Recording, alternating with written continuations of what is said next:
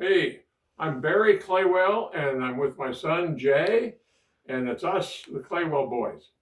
And we're here, and I'm starting it off because I want to demonstrate what I'm talking about when I say walk into your dream, step into your dream.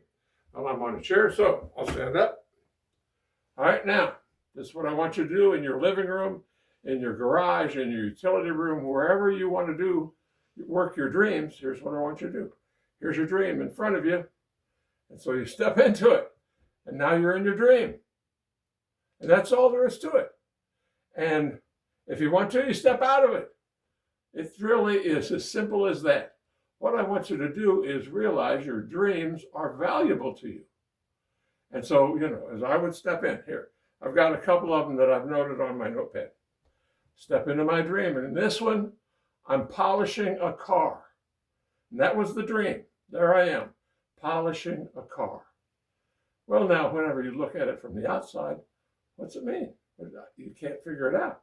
But stepping into it, then I realize that what it's talking about, what my mind is telling me and talking to me about through a story, was that, hey, I don't have to pay any attention to the old bruises and past sorrows and so forth, that I can clean myself up, that I am on the rise of a new beginning, a new time in my life. And it's almost like a new car. So here I am in the dream, polishing me. I'm polishing me. And that's what's going to happen to you when you work your dreams. Your mind is going to talk to you. It's like having a best friend who cares about you all the time. And so that's what it's about. You step into your dream, I'm polishing the car. What's another one I have? Aha! I have a dream of velvet lining cushions in a van. Now, there I am. In my dream, I'm fixing up these velvet cushions. Well, what in the world can that be about? So, I step into my dream, and I find that I'm getting a new feeling about my mentality, my intelligence, my ability. That's one of these cushions. And on the other one it's about me and how I feel about myself and what I think of me. And my advice to me, feel good, feel strong, feel able. And that's what it was all about for me. I just had no confidence. I didn't have any trust in myself. I just was wandering around. It was like wandering around in the dark. I didn't know. I was making bad mistakes, stupid mistakes, and hurting people's feelings perhaps. But my mind and I got into this business about dreams.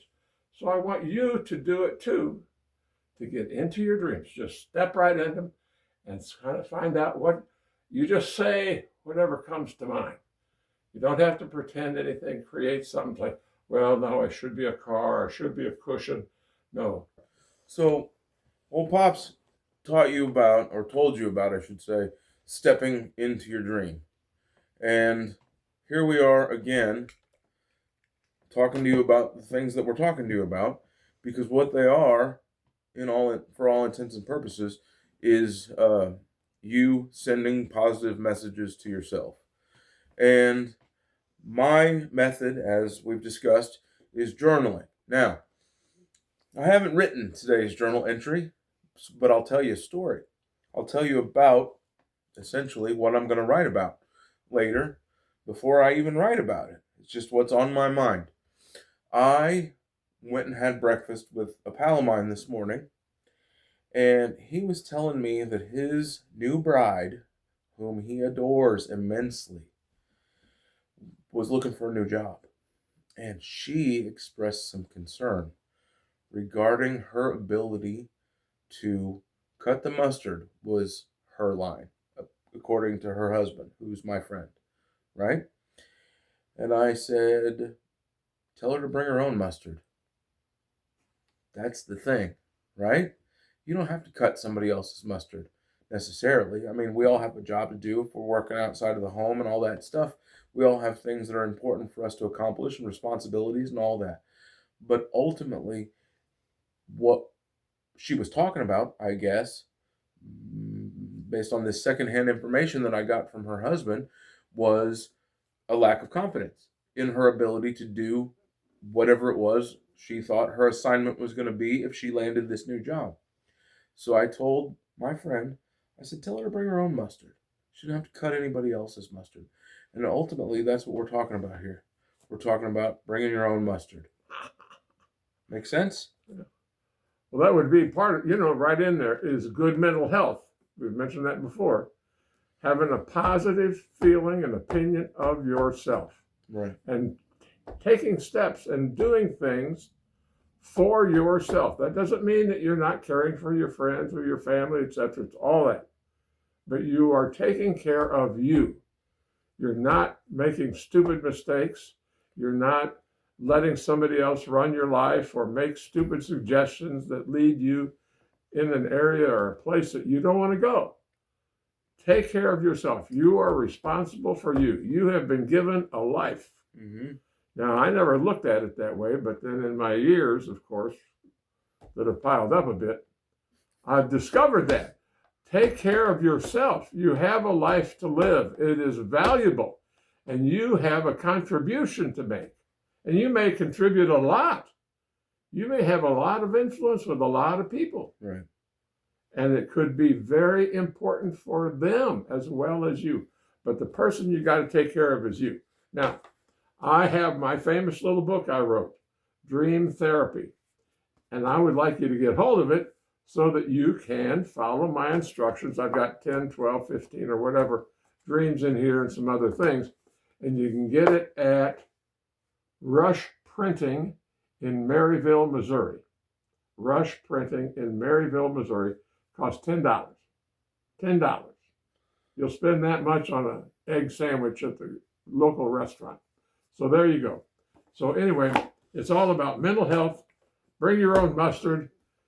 You're in charge of you. Right. So. Right. And I'll tell you something else, just to kind of close it out. I'm trying really hard not to talk about my own work on these things simply because I'm not in a position where I really can. But I was talking to one of my clients the other afternoon, and we were taking care of the things that we had to take care of in terms of my responsibilities to him and his responsibility as a client and so on and so forth. And I asked him why he was doing these things that were harmful to himself, essentially. And he said to me outright, he says, I just don't like myself. Well, he's looking for mustard. He's looking for mustard someplace else. Yeah. He's looking for somebody else's mustard. He's looking for somebody else's approval. He's looking for something that's not his, that's not for him, or something like that. I don't know how else to phrase it, really. And so my advice to him is to figure out what he enjoys about himself and write it down. Yeah. That's how it begins. It's not a diary. I've said that before. And it's not an art project, I make art with some of it. I write poems and short stories and essays and all of that. But ultimately, it's just me being nice to me when, in any given moment, perhaps, nobody else will. And that's okay, because it's not going to be a parade in your honor every day. It can't happen, But you can make the best of it, and you can see all the good things and all the good interactions and all the good stuff that has happened throughout the day. Write it down. That way, when you want to remember it next year, next week, tomorrow, whatever, you can go back to it and say, oh yeah, that wasn't as bad as I thought initially. That wasn't as unhealthy as I thought initially. Or if it was, here's how I processed it. Here's how I wrote it out, and here's what I think of it now that I've had a chance to observe it from a different perspective. Right. Yeah. Take care of yourself. That's what you're supposed to do. And we're encouraging you to do that because you are your responsibility. And other people are taking care of themselves, obviously. So you do the same. Right. Okay? Right. The world is your hot dog. You have to bring your own mustard. How about that? Very good. All right. We'll see you next time, okay? Thanks.